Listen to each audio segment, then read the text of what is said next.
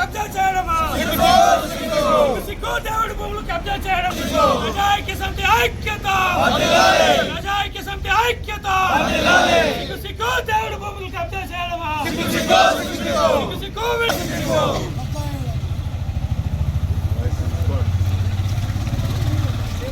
ప్రజాఐక్య సమితి ఐక్యత ప్రజాఐక్య సమితి ఐక్యత నందిపేట ప్రజాఐక్య సమితి ఐక్యత తీసుకో మాయి తీసుకో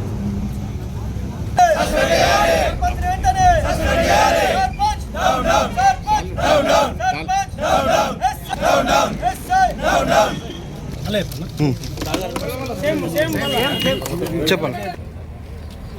నందిపేట కచేరీ భూమి కొరకు కలెక్టర్ గారి దగ్గరికి ఈరోజు రావడం జరిగింది. అదే మాకు ఇంతకుముందు కచేరీ ఉంటుండే. ఆ కచేరీ భూమిలో మాకు విఆర్ఓ వ్యవస్థ నడిచి గత 50 సంవత్సరాల క్రితం శిస్తు కానీ తహసీల్ కానీ అక్కడనే కట్టుకుంటుంటుంది. అయితే ఆ విఆర్ఓ వ్యవస్థ రద్దయిన తర్వాత మాకు వీడీసీ భవనానికి మేము పోయి ఎమ్మెల్యే గారిని విన్నవించుకుంటే ఎమ్మెల్యే గారు మాకు వీడీసీ భవనాన్ని శాంక్షన్ చేసి మాది అదేవిధంగా నర్సరీ కూడా అక్కడ నర్సరీ ఉంటే బాగుంటుంది అని చెప్పి నర్సరీ శాంక్షన్ చేసి 2 కడితే మంచిగా ఉంటుందని చెప్పి మేము దాన్ని ఒకటి నిర్మించుకున్నాము. అది పూర్తి కాకముందే ఇప్పుడున్న నందిపేట సర్పంచ్ గారు అది బిఓ ఆఫీసు అక్కడ 7 శాంక్షన్ 8 శాంక్షన్ అయినా అంట. అయితే అందులో ఒకటి భాగంగా అక్కడనే కడతా నేను అక్కడనే కట్టి తీరుతా అని చెప్తున్నాను. అయితే మేమేమన్నామంటే అయ్యా అది మాకు వాళ్ళకు డిస్టర్బెన్స్ అవుతుంది కాబట్టి ఆ జాగాకు బదులు మేము వేరే జాగా మా సొంత డబ్బులతో ఉన్న జాగా మేము చూపించి అక్కడ కట్టు అయ్యా అని చెప్పినాం. నేను అక్కడ నేను కడితే ఇక్కడనే కడతా అని చెప్పి పట్టుదలతో నేను సర్పంచ్ని మీకు నేను చెప్పేది అవసరం లేదు, నా ఇష్టం నేను కట్టి తీరుతా అని చెప్పి చెప్పడం జరిగింది.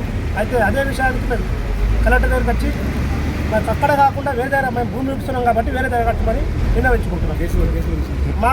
మేము అదే మాట చెప్పిన దానికి మా ముగ్గురిపై కేసులు చేయడం జరిగింది.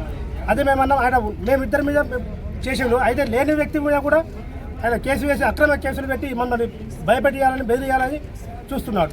అదే దయచేసి అధికారులు కొంచెం పట్టించుకొని తొందరగా దీన్ని ఎంక్వైరీ చేసి మా తరఫున గ్రామ ప్రజల తరఫున నందిపేట గ్రామ ప్రజల తరఫున మీరు విన్నవించుకున్న ఒకటే అది ఏదైనా కానీ మీరు విచారణ జరిపి దాన్ని ఏదైనా తొందరగా క్లియర్ చేయాలని కోరుతున్నాం.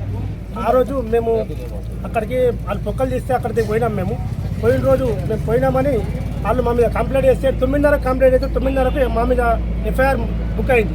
మేము పోయి కంప్లైంట్ చేస్తే ఇప్పటికి 10 రోజులు అవుతుంది, వాళ్ళ మీద ఇప్పటికీ ఎఫ్ఐఆర్ బుక్ కాలేదు.